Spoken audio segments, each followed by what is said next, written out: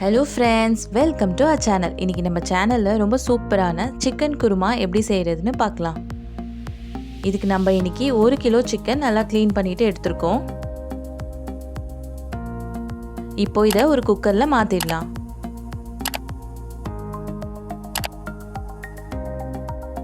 இது கூட ஒரு பொடியா நறுக்கின வெங்காயம், ஒரு தக்காளி,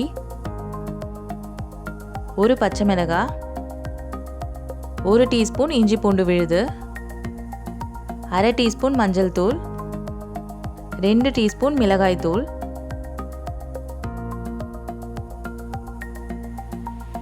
அப்புறமா தேவையான தண்ணி சேர்த்துட்டு ஒரு வாட்டி நல்லா மிக்ஸ் பண்ணிக்கலாம்.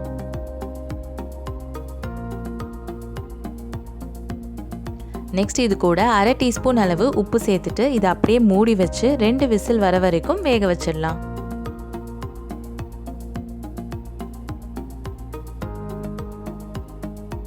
நெக்ஸ்ட் ஒரு பேன்ல 2 டீஸ்பூன் அளவு எண்ணெய் ஊற்றி சூடு பண்ணிக்கலாம்.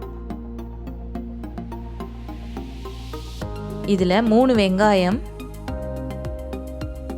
2 தக்காளி,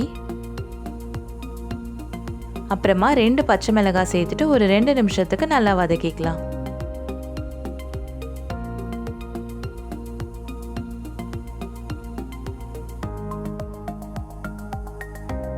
நெக்ஸ்ட் ஒரு மிக்ஸி ஜாரில் 1/2 கப் அளவு கட் பண்ண தேங்காய், 1 டீஸ்பூன் கசகசா, அப்புறமா நம்ம வதக்கி வச்சிருக்க வெங்காயம் தக்காளி இது எல்லாத்தையும் போட்டுட்டு இந்த மாதிரி நல்லா பேஸ்ட்டாக அரைச்சி எடுத்துக்கலாம்.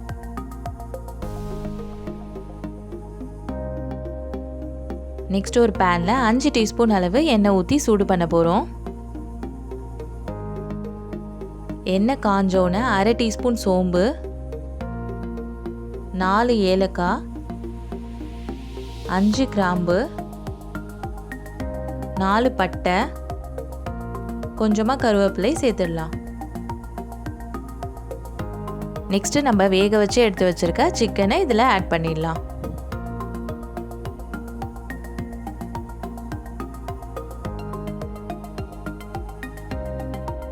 அப்புறமா நம்ம அரைச்சி வச்சிருக்க பேஸ்ட்டையும் இதில் சேர்த்துட்டு ஒரு 4 கப் அளவு தண்ணி ஊற்றி நல்லா மிக்ஸ் பண்ணிக்கலாம்.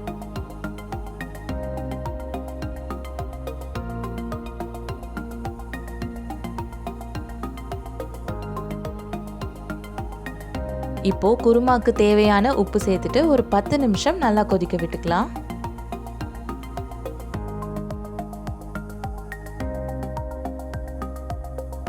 கடைசியாக வாசனைக்காக கொஞ்சம் கொத்தமல்லி சேர்த்துட்டு ஸ்டவ்வை ஆஃப் பண்ணிடலாம்.